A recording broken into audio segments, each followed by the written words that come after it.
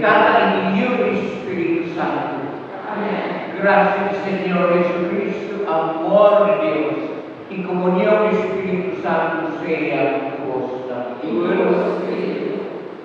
Nuestro Oscar, nuestro latino presente, tu manatur, con corazón alegre y agradecido a Dios, nos ha celebrado la fiesta aquí de Mamá María.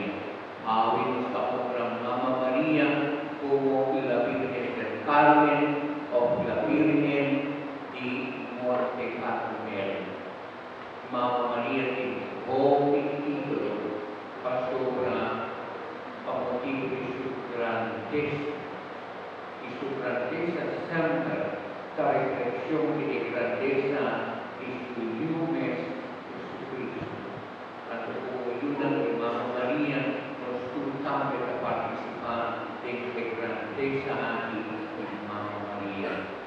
Mara Pastor, por significa según que grandeza antes conocido como ayuda de Dios y una de Mamá María. Tu mano para dignamente celebrar de una manera digna el misterio de la fe, el sacrificio de misa aquí, la honor de Mamá María, la Virgen del Carmen, patrona de vuestras parroquias.